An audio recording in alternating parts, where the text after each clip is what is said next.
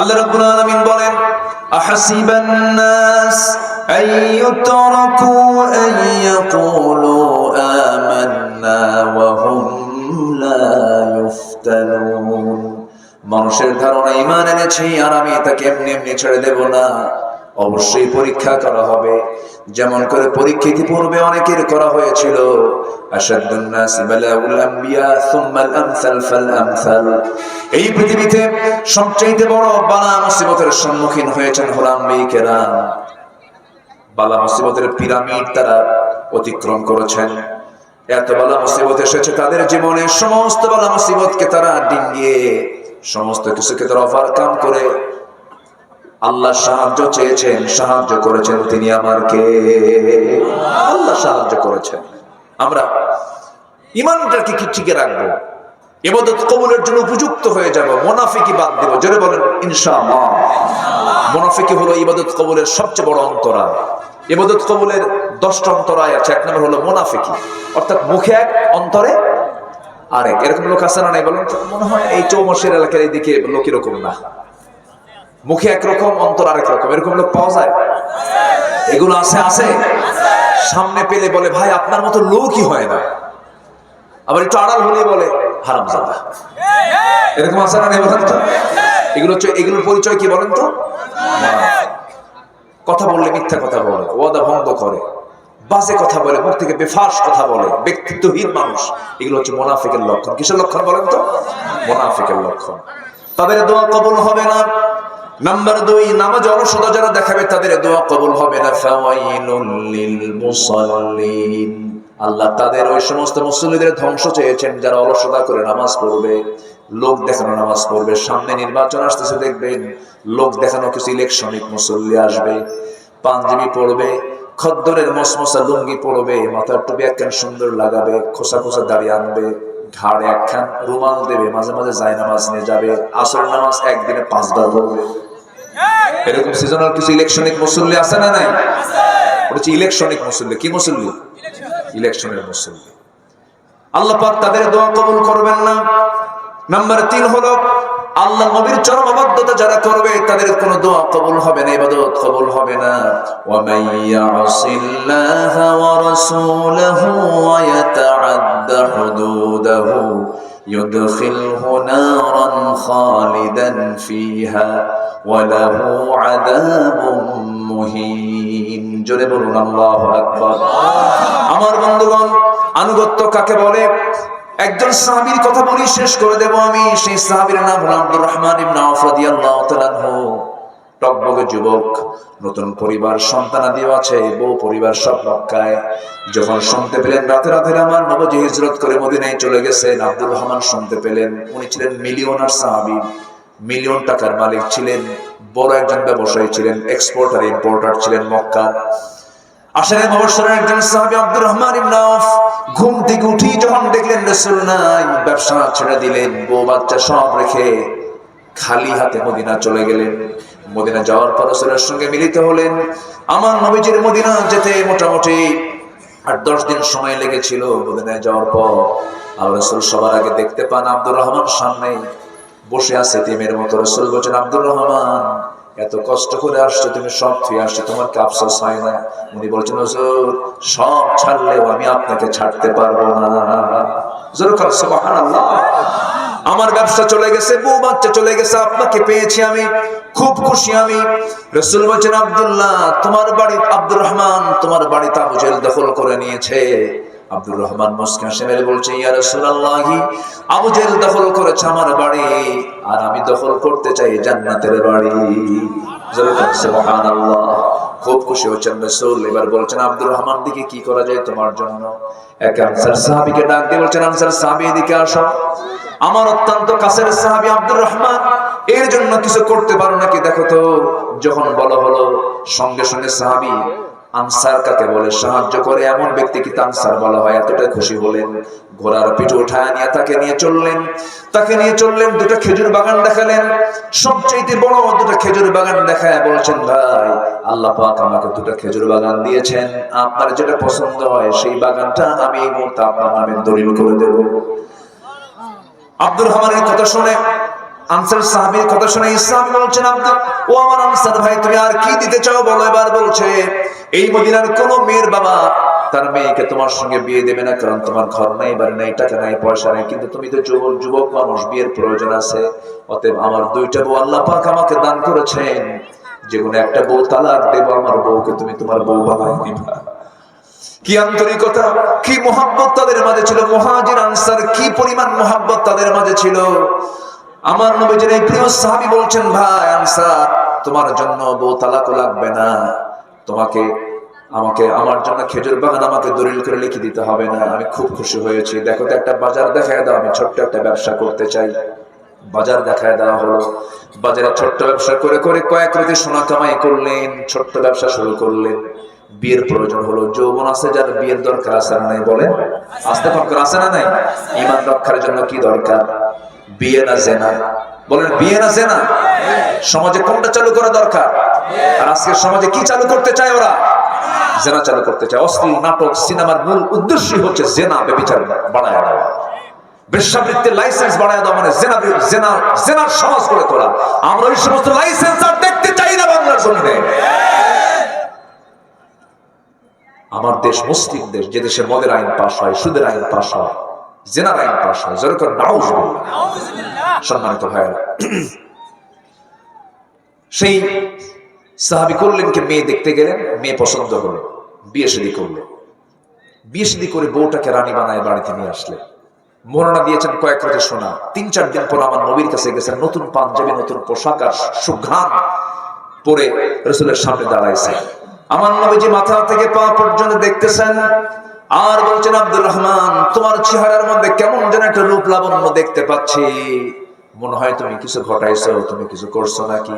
এবার তিনি বলছেন, ইয়া রাসূলুল্লাহ, বিয়ে করছি, তুমি আমারে দাওয়াত দিলে না, হুজুর মনে ছিল না। কি কথা কি বুঝতেছেন? নবীর মোহাব্বতে মক্কার ব্যবসা বাণিজ্য, বউ বাচ্চা সব দিয়ে চলে আসছে মদিনায়। এই সাহাবী আবার বিয়ে করতে গিয়ে ভুলে গেছে। বিয়ের সময় কিন্তু অনেক সময় ভুলে যায় না, অনেক সময় মানে অনেক কাছের জন, অনেক খুব পরিচিত জন কিন্তু বাদ পড়ে যায়। দেখতে গেছে, পছন্দ হয়ে গেছে, ইজাব কবুল হয়ে গেছে, বিয়ে শাদী হয়ে গেছে। আমার নবীজিও এটাকে খুব ডিপলি মাথায় নিলেন না, কারণ এটা তো বিয়ে জরুরি জিনিস ঈমান রক্ষার জন্য। ঠিক আছে আব্দুর রহমান, তুমি বিয়ে করেছো, আমি খুব খুশি। টাকা পাইলা কোথায়? তুমি তো ফকির, এখন টাকা কই পাইছে? হুজুর, আপনি এক আনসার সাহাবীকে দায়িত্ব দিয়েছিলেন, ব্যবসা করেছি, কয়েক কোটি সোনা কামাই হয়েছে, ওই মোহরানার টাকা দিয়ে পরিশোধ করে বউটাকে রানী বানায় বাড়িতে নিয়ে আসছে। যেরকম সুবহানাল্লাহ। আমার রাসূল দুটো হাত উঁচু করে বলছেন, আল্লাহ আমার আব্দুর রহমানের পরিবারে এবং ব্যবসায় দুটোতে বরকত ভরপুর করে দাও। এত বরকত হলো যে আব্দুর রহমানের সন্তান পৃথিবীতে রেখে গেছেন 13 জন। এবং তাবুক অভিযানের সময় আব্দুর রহমান বিন আউফ তিনি একাই দিয়েছেন 3 বস্তা সোনা। যেরকম সুবহানাল্লাহ। এবং আব্দুর রহমান ইবনে আউফ মক্কায় যেমন ধনী ছিলেন, মদিনায় এসেও তিনি বিলিয়নার সাহাবীতে রূপ নিয়েছেন, নবীর দোয়ার ফসল। আল্লাহু আকবার। তাহলে যদি কেউ ঈমানটা লালন করেও থাকে, তার সম্পদের বরকত কে দিবে? আস্তে কমেন, সম্পদের বরকত কে দিবেন? ইসলামের ফলাফল কি অসচ্ছল না সচ্ছল? ইসলামের ফলাফল কি অসচ্ছলতা না সচ্ছলতা? ইসলামের ফলাফল কি দারিদ্রতা না সমৃদ্ধতা? অবশ্যই সমৃদ্ধতা। এটা আমাদের উন্নতি হবে ইসলামকে মেনে চললে।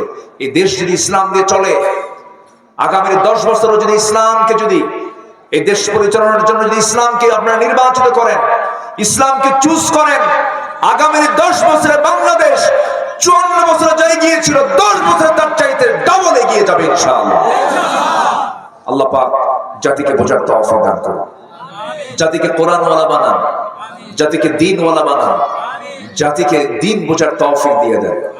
সম্মানিত ভাইয়েরা, আমি আশাবাদ কামনা করছি। আমি খুব বিনয়ের সঙ্গে আমি দুঃখ প্রকাশ করছি। মাগরিবের পর আমার আলোচনা যদিও ছিল, আমি 7টার কথা বলেছিলাম, নামাজ মাঝখান দিয়ে বেশ কিছু সময় চলে গেছে। আমি যদি আর কিছুক্ষণ সময় যদি বাড়িয়ে দেই, একটা পাখি তো আকাশে ওড়ে, এক ডানায় না 2 ডানায়? 2টা ডানা। আমার আজকে 2টা ডানা, এখানে একটা ডানা, আর এটা সিরাজগঞ্জ আরেকটা ডানা, সেখানে আমার 9টা আমার আলোচনা হওয়ার কথা ছিল। আল্লাহ রাব্বুল আলামিন বলেন, আহাসিবান নাস আইয়ুতরাকু আইয়াকুলু আমান্না ওয়া হুম লা ইফতানুন। মানুষের ধারণা ঈমান এনেছি আর আমি তাকে এমনি এমনি ছেড়ে দেব না, অবশ্যই পরীক্ষা করা হবে। যেমন করে পরীক্ষা ইতিপূর্বে অনেকের করা হয়েছিল। আশাদ্দুন নাসি বালাউল আম্বিয়া সুম্মাল আমসাল ফাল আমসাল। এই পৃথিবীতে সবচেয়ে বড় বালা মুসিবতের সম্মুখীন হয়েছেন আম্বিয়া কেরাম। বালা মুসিবতের পিরামিড তারা অতিক্রম করেছেন। এত বালা মুসিবত এসেছে তাদের জীবনে, সমস্ত বালা মুসিবতকে তারা ডিঙ্গিয়ে সমস্ত কিছুকে তারা ওভারকাম করে আল্লাহ সাহায্য চেয়েছেন, সাহায্য করেছেন তিনি আমারকে। আল্লাহ সাহায্য করেছেন। আমরা ঈমানটাকে কি ঠিক রাখবো, ইবাদত কবুলের জন্য উপযুক্ত হয়ে যাব, মুনাফিকি বাদ দেব। জোরে বলেন ইনশাআল্লাহ। মুনাফিকি হলো ইবাদত কবুলের সবচেয়ে বড় অন্তরায়। ইবাদত কবুলের 10টা অন্তরায় আছে। এক নম্বর হলো মুনাফিকি, অর্থাৎ মুখে এক অন্তরে আরেক। এরকম লোক আছে না নাই বলেন তো? মনে হয় এই চৌমাসের এলাকার এইদিকে লোক এরকম না, মুখে একরকম অন্তর আরেক রকম, এরকম লোক পাওয়া যায়? এগুলো আছে আছে। সামনে পেলে বলে ভাই আপনার মতো লোকই হয় না, আবার একটু আড়াল হলে বলে হারামজাদা। এরকম আছে না নেই বলেন তো? এগুলোর পরিচয় কি বলেন তো? কথা বললে মিথ্যা কথা বলে, ওয়াদা ভঙ্গ করে, বাজে কথা বলে, মুখ থেকে বেফাস কথা বলে, ব্যক্তিত্বহীন মানুষ। এগুলো হচ্ছে মুনাফিকের লক্ষণ। কিসের লক্ষণ বলেন তো? মুনাফিকের লক্ষণ। তাদের দোয়া কবুল হবে না। নাম্বার 2, নামাজ অলসতা যারা দেখাবে তাদের দোয়া কবুল হবে না। ফাওয়াইলুল লিল মুসাল্লিন। আল্লাহ তাদের ওই সমস্ত মুসল্লিদের ধ্বংস চেয়েছেন যারা অলসতা করে নামাজ পড়বে, লোক দেখানো নামাজ পড়বে। সামনে নির্বাচন আসতেছে, দেখবেন লোক দেখানো কিছু ইলেকশনিক মুসল্লি আসবে, পাঞ্জাবি পড়বে, খদ্দরের মসমসা লুঙ্গি পড়বে, মাথার টুপি একখান সুন্দর লাগাবে, খোসা খোসা দাড়ি আনবে, ঘাড়ে একখান রুমাল দেবে, মাঝে মাঝে যায় নামাজ নিয়ে যাবে, আসর নামাজ একদিনে 5 বার পড়বে। এরকম সিজনাল কিছু ইলেকশনিক মুসল্লি আছে না নাই? বলছি ইলেকশনিক মুসল্লি। কি মুসল্লি? ইলেকশনের মুসল্লি। আল্লাহ পাক তাদের দোয়া কবুল করবেন না। নাম্বার 3 হলো আল্লাহ নবীর চরম অবাধ্যতা যারা করবে তাদের কোনো দোয়া কবুল হবে না, ইবাদত কবুল হবে না। ওয়া মাইয়াসিল্লাহা ওয়া রাসূলাহু ওয়া ইয়াতাআদ্দা হুদুদাহু يدخله نارا خالدا فيها وله عذاب مهين। জোরে বলুন আল্লাহু আকবার। আমার বন্ধুগণ, আনুগত্য কাকে বলে? একজন সাহাবীর কথা বলি, শেষ করে দেব আমি। সেই সাহাবীর নাম হলো আব্দুর রহমান ইবনে আওফ রাদিয়াল্লাহু তাআলা আনহু। টকবগে যুবক, নতুন পরিবার, সন্তানাদিও আছে, বউ পরিবার সব মক্কায়। যখন শুনতে পেলেন রাতে রাতে আমার নবী হিজরত করে মদিনায় চলে গেছেন, আব্দুর রহমান শুনতে পেলেন। উনি ছিলেন মিলিয়নার সাহাবী, মিলিয়ন টাকার মালিক ছিলেন, বড় একজন ব্যবসায়ী ছিলেন, এক্সপোর্টার ইম্পোর্টার ছিলেন মক্কার। আশারে মুবাশশিরের একজন সাহাবী আব্দুর রহমান ইবনে আওফ ঘুম থেকে উঠি যখন দেখলেন রাসূল নাই, ব্যবসা ছেড়ে দিলেন, বউ বাচ্চা সব রেখে খালি হাতে মদিনা চলে গেলেন। মদিনা যাওয়ার পর রাসূলের সঙ্গে মিলিত হলেন। আমার নবীজির মদিনা যেতে মোটামুটি 8-10 দিন সময় লেগেছিল। মদিনায় যাওয়ার পর আল্লাহ রাসূল সবার আগে দেখতে পান আব্দুর রহমান সামনে বসে আছে এতিমের মতো। রাসূল বলেন, আব্দুর রহমান, এত কষ্ট করে আসছো তুমি, সব ফিরে আসছো, তোমার কি আফসোস হয় না? উনি বলছেন, হুজুর সব ছাড়লেও আমি আপনাকে ছাড়তে পারবো না। হুজুর কাল সুবহানাল্লাহ, আমার ব্যবসা চলে গেছে, বউ বাচ্চা চলে গেছে, আপনাকে পেয়েছি আমি, খুব খুশি আমি। রাসূল বলেন, আব্দুল্লাহ তোমার বাড়ি, আব্দুর রহমান তোমার বাড়িতে আবু জেহেল দখল করে নিয়েছে। আব্দুর রহমান মুস্কান মেরে বলছে, ইয়া রাসূলুল্লাহ, আবু জেহেল দখল করেছে আমার বাড়ি, আর আমি দখল করতে চাই জান্নাতের বাড়ি। সুবহানাল্লাহ। খুব খুশি হচ্ছেন রাসূল। এবার বলছেন, আব্দুর রহমান দিকে কি করা যায় তোমার জন্য? এক আনসার সাহাবীকে ডাক দিয়ে বলছেন, আনসার সাহাবী এদিকে আসো, আমার অত্যন্ত কাছের সাহাবী আব্দুর রহমান, এর জন্য কিছু করতে পারো নাকি দেখো তো। যখন বলা হলো, সঙ্গে সঙ্গে সাহাবী, আনসার কাকে বলে সাহায্য করে এমন ব্যক্তিকে আনসার বলা হয়, এতটা খুশি হলেন, ঘোড়ার পিঠে উঠায় নিয়ে তাকে নিয়ে চললেন। দুটো খেজুর বাগান দেখালেন, সবচেয়ে বড় দুটো খেজুর বাগান দেখায় বলছেন, ভাই আল্লাহ পাক আমাকে দুটো খেজুর বাগান দিয়েছেন, আপনার যেটা পছন্দ হয় সেই বাগানটা আমি এই মুহূর্তে আপনার নামে দলিল করে দেব। আব্দুর রহমানের কথা শুনে, আনসার সাহাবীর কথা শুনে ইসলাম বলছেন, আব্দুল, ও আমার আনসার ভাই, তুমি আর কি দিতে চাও বলো। এবার বলছে, এই মদিনার কোন মেয়ের বাবা তার মেয়েকে তোমার সঙ্গে বিয়ে দেবে না, কারণ তোমার ঘর নাই, বাড়ি নাই, টাকা নাই, পয়সা নাই, কিন্তু তুমি তো যুবক মানুষ, বিয়ের প্রয়োজন আছে। অতএব আমার 2টা বউ আল্লাহ পাক আমাকে দান করেছেন, যে কোনো একটা বউ তালাক দেব, আমার বউকে তুমি তোমার বউ বানাই দিবা। কি আন্তরিকতা, কি মোহাব্বত তাদের মাঝে ছিল। মুহাজির আনসার কি পরিমাণ মোহাব্বত তাদের মাঝে ছিল। আমার নবীজির এই প্রিয় সাহাবী বলছেন, ভাই আনসার, তোমার জন্য বউ তালাকও লাগবে না, তোমাকে আমাকে আমার জন্য খেজুর বাগান আমাকে দলিল করে লিখে দিতে হবে না। আমি খুব খুশি হয়েছি, দেখো তো একটা বাজার দেখায় দাও, আমি ছোট্ট একটা ব্যবসা করতে চাই। বাজার দেখায় দেওয়া হলো। বাজারে ছোট্ট ব্যবসা করে করে কয়েক রাতে সোনা কামাই করলেন, ছোট্ট ব্যবসা শুরু করলেন। বিয়ের প্রয়োজন হলো, যৌবন আছে যার বিয়ের দরকার আছে না নাই বলেন? আস্তে ফাঁকর আছে না নাই? ঈমান রক্ষার জন্য কি দরকার? বিয়ে না জেনা? বলেন বিয়ে না জেনা? সমাজে কোনটা চালু করা দরকার? আর আজকে সমাজে কি চালু করতে চায় ওরা? জেনা চালু করতে চায়। অশ্লীল নাটক সিনেমার মূল উদ্দেশ্যই হচ্ছে জেনা, ব্যভিচার বাড়ায় দেওয়া, বেশ্যাবৃত্তির লাইসেন্স বাড়ায় দেওয়া, মানে জেনা জেনা জেনার সমাজ করে তোলা। আমরা ওই সমস্ত লাইসেন্স আর দেখতে চাই না বাংলার জমিনে। আমার দেশ মুসলিম দেশ, যে দেশে মদের আইন পাশ হয়, সুদের আইন পাশ হয়, জেনার আইন পাশ হয়, যেরকম নাউজুবিল্লাহ। সম্মানিত ভাইয়েরা, সেই সাহাবী করলেন কি, মেয়ে দেখতে গেলেন, মেয়ে পছন্দ হলো, বিয়ে শাদী করলেন। বিয়ে শাদী করে বউটাকে রানী বানায় বাড়িতে নিয়ে আসলেন। বর্ণনা দিয়েছেন কয়েক রাতে শোনা। 3-4 দিন পর আমার নবীর কাছে গেছেন, নতুন পাঞ্জাবি, নতুন পোশাক আর সুঘ্রাণ পরে রাসূলের সামনে দাঁড়াইছে। আমার নবীজি মাথা থেকে পা পর্যন্ত দেখতেছেন আর বলছেন, আব্দুর রহমান, তোমার চেহারার মধ্যে কেমন যেন একটা রূপ লাবণ্য দেখতে পাচ্ছি, মনে হয় তুমি কিছু ঘটাইছো, তুমি কিছু করছো নাকি? এবার তিনি বলছেন, ইয়া রাসূলুল্লাহ, বিয়ে করছি, তুমি আমারে দাওয়াত দিলে না, হুজুর মনে ছিল না। কি কথা কি বুঝতেছেন? নবীর মোহাব্বতে মক্কার ব্যবসা বাণিজ্য, বউ বাচ্চা সব থুয়ে চলে আসছে মদিনায়। এই সাহাবী আবার বিয়ে করতে গিয়ে ভুলে গেছে। বিয়ের সময় কিন্তু অনেক সময় ভুলেও যায়, বলে যায় না অনেক সময়, অনেক কাছের জন, অনেক খুব পরিচিত জনদের বাদ পড়ে যায়। দেখতে গেছে, পছন্দ হয়ে গেছে, ইজাব কবুল হয়ে গেছে, বিয়ে শাদী হয়ে গেছে।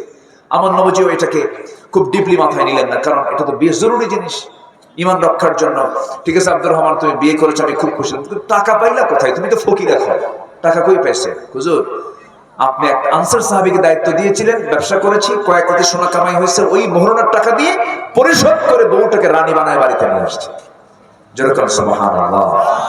আমার রাসূল দুটো হাত উঁচু করে বলছেন, আল্লাহ আমার আব্দুর রহমানের পরিবারে এবং ব্যবসায় দুটোতে বরকত ভরপুর করে দাও। এত বরকত হলো যে আব্দুর রহমানের সন্তান পৃথিবীতে রেখে গেছেন 13 জন।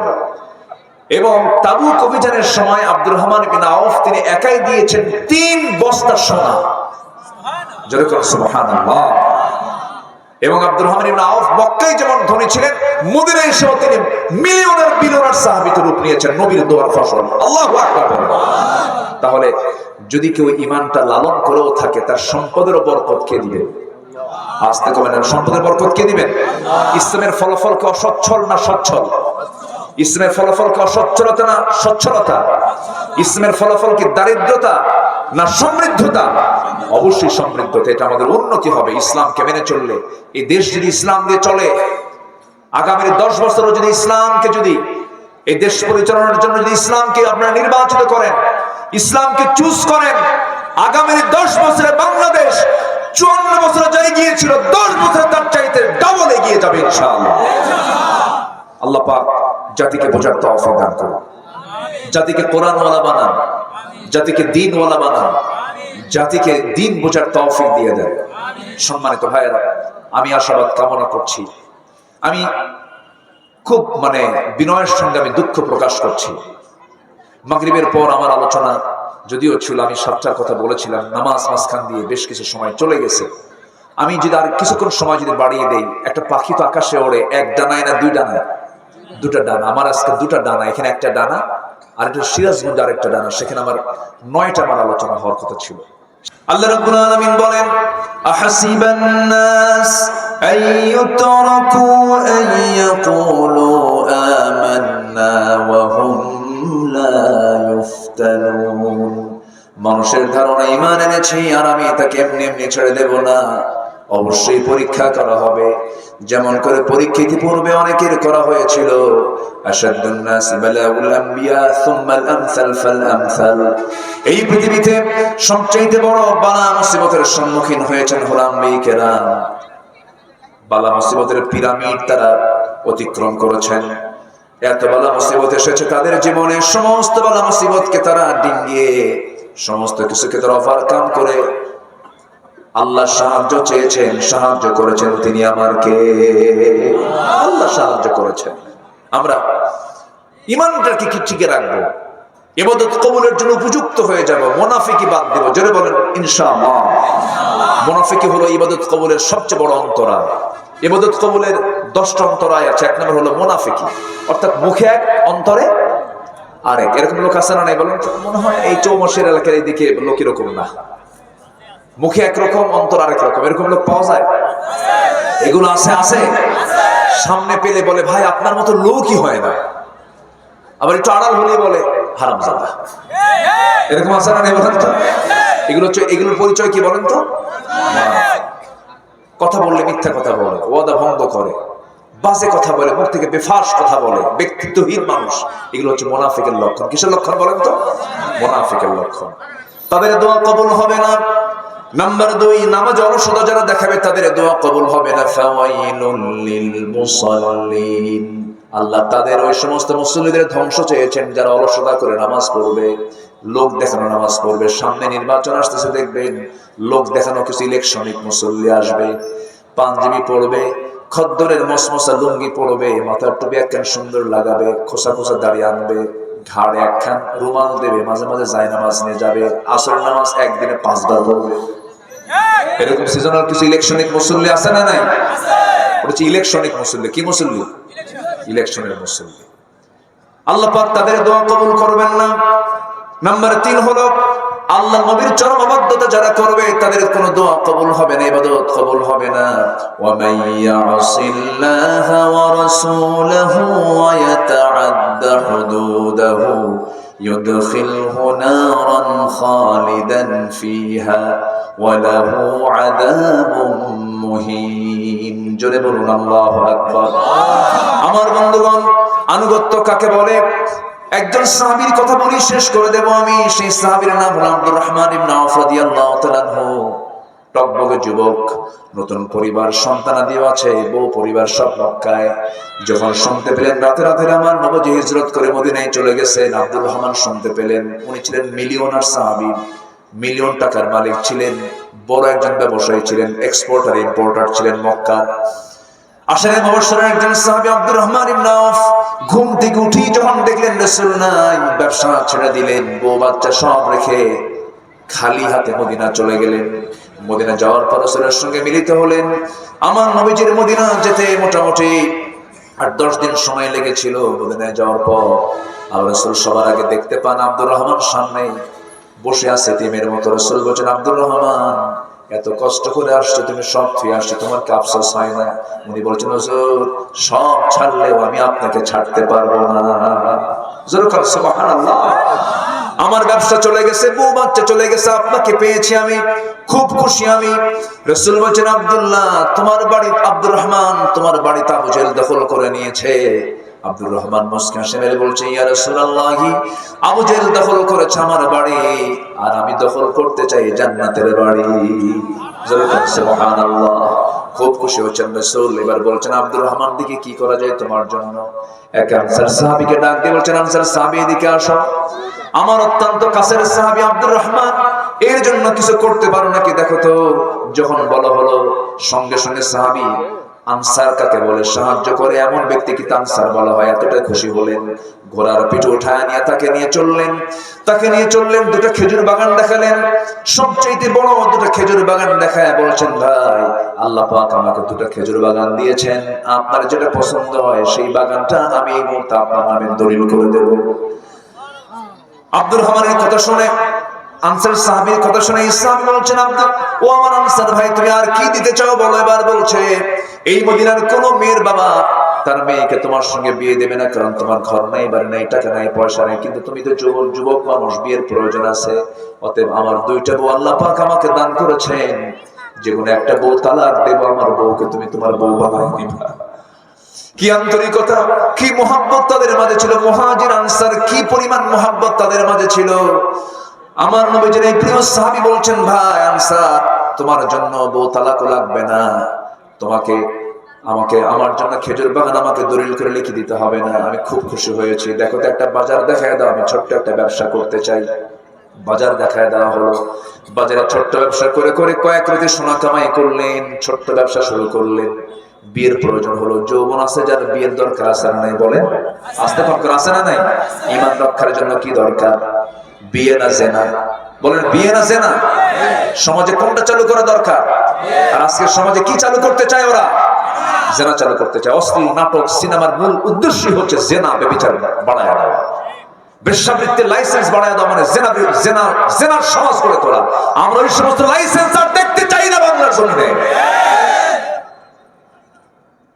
আমার দেশ মুসলিম দেশ, যে দেশে মদের আইন পাশ হয়, সুদের আইন পাশ হয়, জেনার আইন পাশ হয়। জোরে করে নাউজুবিল্লাহ। সম্মানিত ভাইয়েরা, সেই সাহাবী করলেন কি, মেয়ে দেখতে গেলেন, মেয়ে পছন্দ হলো, বিয়ে শাদী করলেন। বিয়ে শাদী করে বউটাকে রানী বানায় বাড়িতে নিয়ে আসলেন। বর্ণনা দিয়েছেন কয়েক রাতে শোনা। 3-4 দিন পর আমার নবীর কাছে গেছেন, নতুন পাঞ্জাবি, নতুন পোশাক আর সুঘ্রাণ পরে রাসূলের সামনে দাঁড়াইছে। আমার নবীজি মাথা থেকে পা পর্যন্ত দেখতেছেন আর বলছেন, আব্দুর রহমান, তোমার চেহারার মধ্যে কেমন যেন একটা রূপ লাবণ্য দেখতে পাচ্ছি, মনে হয় তুমি কিছু ঘটাইছো, তুমি কিছু করছো নাকি? এবার তিনি বলছেন, ইয়া রাসূলুল্লাহ, বিয়ে করছি, তুমি আমারে দাওয়াত দিলে না, হুজুর মনে ছিল না। কি কথা কি বুঝতেছেন? নবীর মোহাব্বতে মক্কার ব্যবসা বাণিজ্য, বউ বাচ্চা সব দিয়ে চলে আসছে মদিনায়। এই সাহাবী আবার বিয়ে করতে গিয়ে ভুলে গেছে। বিয়ের সময় কিন্তু অনেক সময় ভুলেও যায়, ভুলে যায় না অনেক সময়, মানে অনেক কাছের জন, অনেক খুব পরিচিত জন কিন্তু বাদ পড়ে যায়। দেখতে গেছে, পছন্দ হয়ে গেছে, ইজাব কবুল হয়ে গেছে, বিয়ে শাদী হয়ে গেছে। আমার নবীজিও এটাকে খুব ডিপলি মাথায় নিলেন না, কারণ এটা তো বিয়ে জরুরি জিনিস ঈমান রক্ষার জন্য। ঠিক আছে আব্দুর রহমান, তুমি বিয়ে করেছো, আমি খুব খুশি। টাকা পাইলা কোথায়? তুমি তো ফকির, এখন টাকা কই পাইছে? হুজুর, আপনি এক আনসার সাহাবীকে দায়িত্ব দিয়েছিলেন, ব্যবসা করেছি, কয়েক কোটি সোনা কামাই হয়েছে, ওই মোহরানার টাকা দিয়ে পরিশোধ করে বউটাকে রানী বানায় বাড়িতে নিয়ে আসছে। যেরকম সুবহানাল্লাহ। আমার রাসূল দুটো হাত উঁচু করে বলছেন, আল্লাহ আমার আব্দুর রহমানের পরিবারে এবং ব্যবসায় দুটোতে বরকত ভরপুর করে দাও। এত বরকত হলো যে আব্দুর রহমানের সন্তান পৃথিবীতে রেখে গেছেন 13 জন। এবং তাবুক অভিযানের সময় আব্দুর রহমান বিন আউফ তিনি একাই দিয়েছেন 3 বস্তা সোনা। যেরকম সুবহানাল্লাহ। এবং আব্দুর রহমান ইবনে আউফ মক্কায় যেমন ধনী ছিলেন, মদিনায় এসেও তিনি বিলিয়নার সাহাবীতে রূপ নিয়েছেন, নবীর দোয়ার ফসল। আল্লাহু আকবার। তাহলে যদি কেউ ঈমানটা লালন করেও থাকে, তার সম্পদের বরকত কে দিবে? আস্তে কমেন, সম্পদের বরকত কে দিবেন? ইসলামের ফলাফল কি অসচ্ছল না সচ্ছল? ইসলামের ফলাফল কি অসচ্ছলতা না সচ্ছলতা? ইসলামের ফলাফল কি দারিদ্রতা না সমৃদ্ধতা? অবশ্যই সমৃদ্ধতা। এটা আমাদের উন্নতি হবে ইসলামকে মেনে চললে। এই দেশ যদি ইসলাম দিয়ে চলে, আগামী 10 বছরও যদি ইসলামকে, যদি এই দেশ পরিচালনার জন্য যদি ইসলামকে আপনারা নির্বাচিত করেন, ইসলামকে চুজ করেন, আগামী 10 বছরে বাংলাদেশ 54 বছরে যাই গিয়েছিল, 10 বছরে তার চাইতে ডাবল এগিয়ে যাবে ইনশাআল্লাহ। আল্লাহ পাক জাতিকে বোঝার তৌফিক দান করুন, জাতিকে কোরআনওয়ালা বানান, জাতিকে দ্বীনওয়ালা বানান, জাতিকে দ্বীন বোঝার তৌফিক দিয়ে দেন। সম্মানিত ভাইয়েরা, আমি আশাবাদ কামনা করছি। আমি খুব বিনয়ের সঙ্গে আমি দুঃখ প্রকাশ করছি। মাগরিবের পর আমার আলোচনা যদিও ছিল, আমি 7টার কথা বলেছিলাম, নামাজ মাঝখান দিয়ে বেশ কিছু সময় চলে গেছে। আমি যদি আর কিছুক্ষণ সময় যদি বাড়িয়ে দেই, একটা পাখি তো আকাশে ওড়ে, এক ডানায় না দুই ডানায়? 2টা ডানা। আমার আজকে 2টা ডানা, এখানে একটা ডানা, আর এটা সিরাজগঞ্জ আরেকটা ডানা, সেখানে আমার 9টা আমার আলোচনা হওয়ার কথা ছিল।